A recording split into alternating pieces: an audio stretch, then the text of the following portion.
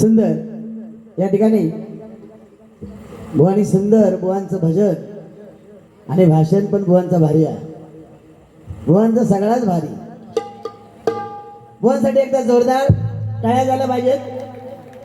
कारण तसं माझा खास मित्र आहे तो. मगाशी ऐकलाच काय अहो काय झाला मी यांना जर सफेद घातलं ताच आणलं होतं मी म्हणून मी घातलंय नाही असं विषय जॅकेटाचं. बाकी काय विषय नाही.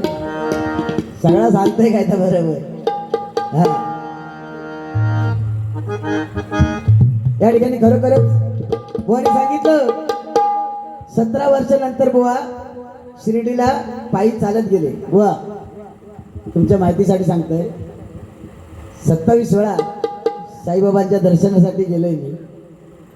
आणि मी जास्त काय मागले नाही, फक्त तुझ्यासाठीच मागले. सगळा काय मागले का की माझा मित्र कुठेतरी म्हणजे चांगल्या माझ्यापेक्षा उंचीवर जाऊ दे. आणि आज त्याप्रमाणे उंचीवर आहे माणूस. खरोखर सांगतोय गोड माणूस आहे. प्रथमतः साईबाबांचे गजर या ठिकाणी सादर करतोय. बुवांका 100% बोलणार. बुवानी सांगितलं नाही काय तुम्हाला अजिबात तुम्ही टेन्शन घ्यायचं नाही. आता ते टेन्शन नाही घेणार, तू घ्यायचा टेन्शन. आता मी काय बोलशील त्यात तू टेन्शन घ्यायचा.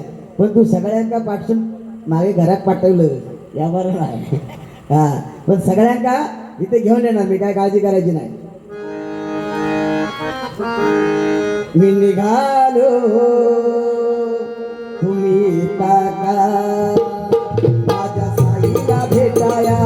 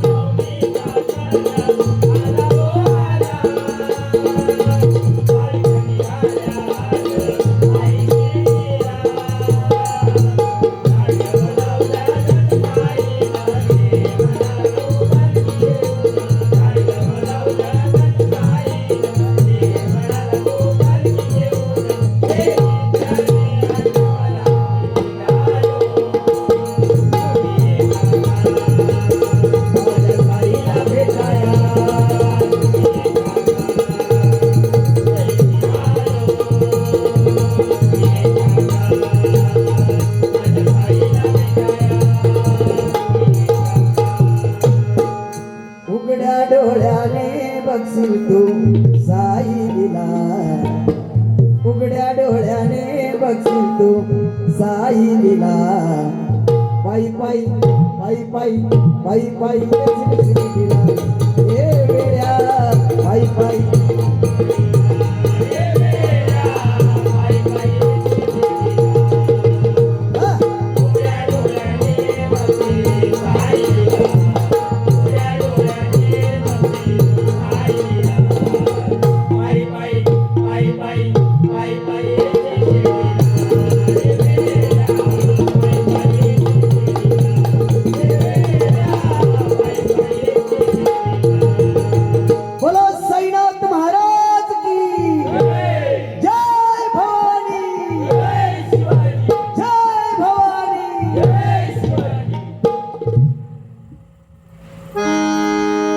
काय सांगितलेली बुवानी म्हणाले मोदी साहेबांनी मला बोलून घेतलं. गोष्ट खरी आहे. मी यांचा खास मित्र ना.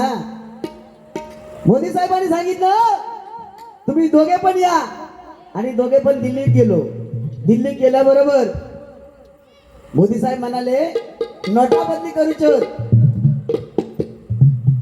जांभळे बुवा सांगतात नोटाबंदी करूच तर एक काम करा, कदम बुवा माझे मित्र त्यांच्या या नोटीवर नाव लिहा, आणि माझ्या त्या नोटीवर माझं नाव त्यांनी दिलं आणि एक कदम स्वच्छता कीवर. पण मी म्हटलंय त्यांना मोदी साहेब एक काम करा तुम्ही यांचं पण काहीतरी करा. तेव्हा त्या 100च्या नोटीक जांभळी केलेली. आणि आता म्हणाले तुम्ही दोघजण इलात कोकणात ना, तुम्ही दोघजण ट्रेनने जायचा नाही, बसने जायचा नाही, डायरेक्ट विमानाने जायचा. दोघांनी पण विमानाने जायचं म्हटल्यानंतर म्हटलं एक काम करा, तुम्ही एक काम करा, आमका दोघांका एक एक जॅकेट द्या. त्या दोघांका सेम जॅकेट दिलेली बघा, सेम त्यांनी दिलेली ती मोदींनी. आणि विमानात बसला. हो विमानात बसल्याबरोबर ती हवाई सुंदरी आपल्या मालवणची होती. हो ती आली, दुपारची वेळ झाली. ओ जेवणात काय घेणार, जेवणात काय घेणार, जेवणात काय घेणार. माझ्याजवळ आली, म्हणाले आमच्या बुवानाच विचारा काय घेणार ते.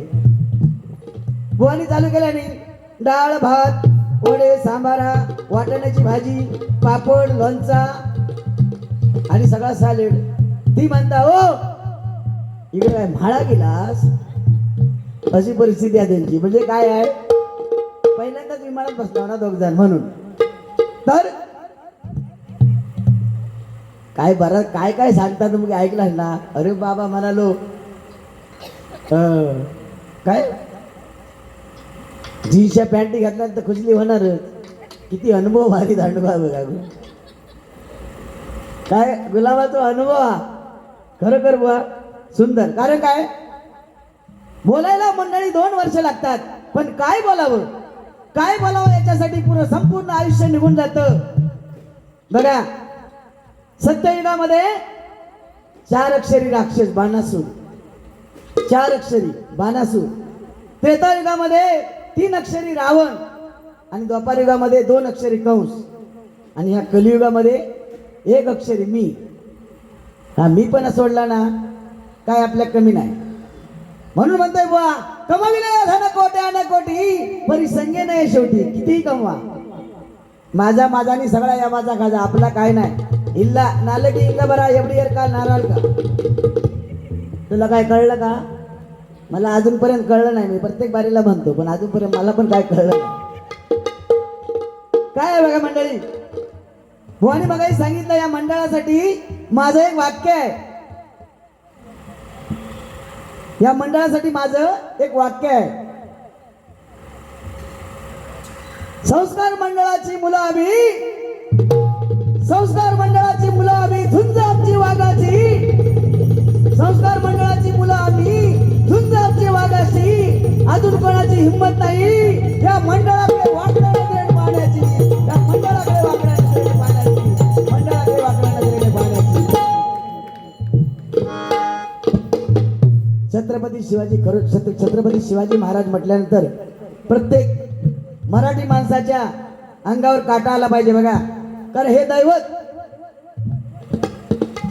त्या महाराष्ट्राचं नव्हे तर पुऱ्या जगातील दैवत आहे. या ठिकाणी सन्माननीय सत्यवान परब यांनी आमचे ढोलकीपट्टू संकेत कदम यांच्यासाठी 100 रुपये पारितोषिक स्वीकारतो. धन्यवाद धन्यवाद. त्या साईबाबांनी प्रार्थना करतो त्यांना उदंड आयुष्य लाभू देत आणि त्यांच्या सर्व मनोकामना इच्छा पूर्ण होते. धन्यवाद धन्यवाद. छत्रपती शिवाजी महाराज म्हटल्यानंतर बघा थेंब थेंब रक्ताची आठवण येते आम्हाला, थेंब थेंब रक्ताची आठवण येते आम्हाला. राजे कधीच विसरणार नाही मुद्रा करण्यास मला, मुद्रा करण्यास मला, मुद्रा करण्यास मला, मुद्रा करण्यास मला. जय भवानी, जय भवानी. मी एवढा तुमच्या मंडळाबद्दल बोललोय पण 500 माका कोण हानी ना. मी 500 आणल्याशिवाय तुमका सोडत नसतो. 500 आणल्याशिवाय मी सोडत नसतो. कारण आम्ही आमच्या गुरमीत असतो. आम्हाला भीती नाही कोणाच्या बापाची. आम्ही आमच्या गुरमीत असतो. आम्हाला भीती नाही कोणाच्या बापाची. कष्ट आणि सेवा करतो आई बाबांची, कष्ट आणि सेवा करतो आई वडिलांची.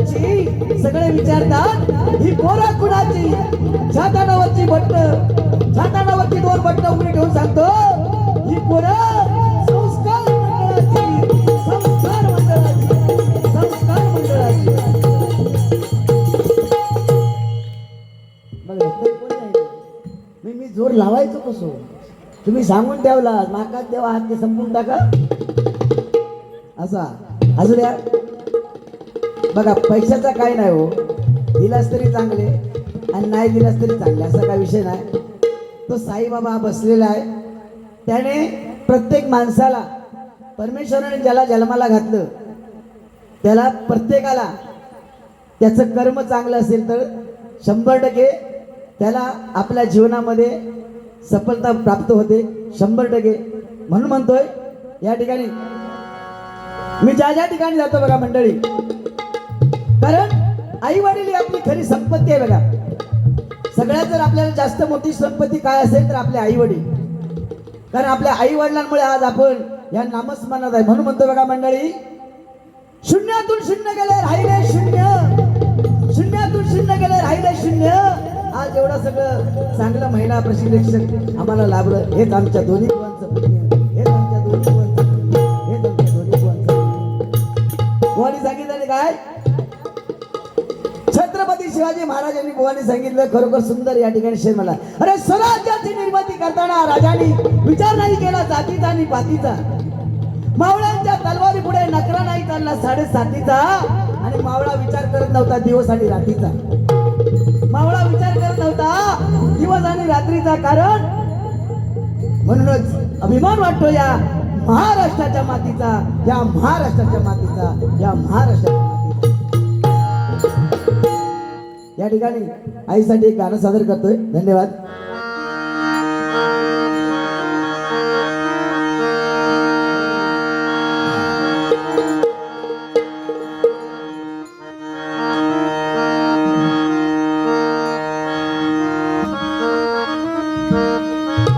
आई माझी मायेचा सागर दिला तिने जीवनाकार, आई वडील माझे थोर काय सांगू त्याचे उपकार, आई वडील माझे थोर काय सांगू त्याचे उपकार. जीवनाच्या वाटेवरती किती असतो त्यांचा आधार. आई माझी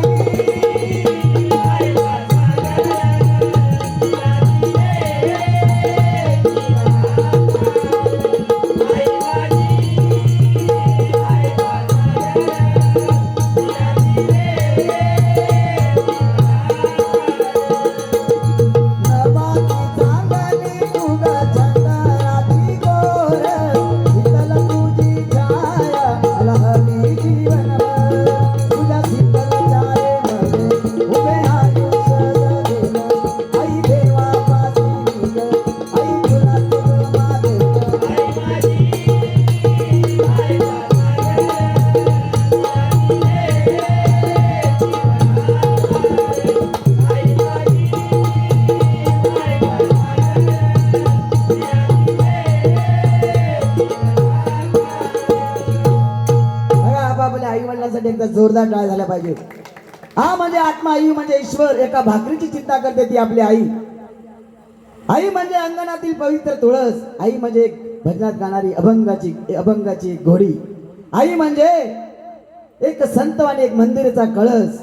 म्हणून म्हणतो बघा, जगातील सर्वात मोठं आश्चर्य काय असेल तर सर्वजण म्हणतात ताजमहल हे जगातील सर्वात मोठं आश्चर्य आहे. पण मी सांगतो मंडळी, जगातील सर्वात मोठं आश्चर्य म्हणजे काय तर आपल्या आईच्या स्तनामध्ये जेव्हा दूध निर्माण होतं, हे जगातील सर्वात मोठं आश्चर्य आहे मंडळी. म्हणून सांगतो बघा, आई म्हटल्यानंतर एकदा स्वामी विवेकानंदांच्या इकडे एक शिष्य होता. तो काय म्हणतोय, आईला एवढं का महत्व दिलं जातं जगामध्ये, आईला एवढं का महत्व दिलं जातं. त्यावेळी सांगितलं त्यांनी काय, एक काम कर म्हणून, एक कोटाक दगड बांध मोठा आणि 2 दिवसांनी मला येऊन भेट. ज्यावेळी त्याने पोटाला दगड बांधला त्यावेळी त्याला बसते वेळी तो दगड लागायचा, चालते वेळी दगड लागायचा. फक्त 2-3 तास गेले तो तसाच स्वामींकडे आला आणि काय म्हणायला लागला, महाराज तुम्ही सांगितलं खरं, पण हा दगड लागतो हो मला. त्यावेळी स्वामींनी सांगितलं काय, तुझी आई जेव्हा समाजामध्ये ओटीपोटी वाढत असताना, समाजामध्ये कोणतीही लाज लज्जा न बाळगता तुझी आई समाजामध्ये वावरते. तू एवढंच दगड तुका दिलं तो तुका जड झालं. 9 महिने तुका घेऊन आज तुझी फिरता, म्हणून आईला किंमत आहे.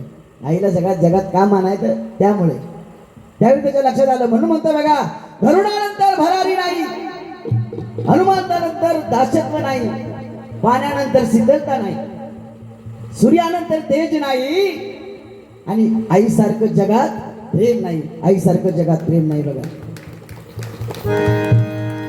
डोळे उघडे ठेवून प्रेम करते ती, डोळे उघडे ठेवून प्रेम करते ती मैत्री, आणि डोळे मिटून प्रेम करते ती प्रियसी, आणि डोळे वटारून प्रेम करते ती बायको. बायको, दिस इज बायको. कारण आणि डोळे मिटेपर्यंत प्रेम करते ती आपली आई.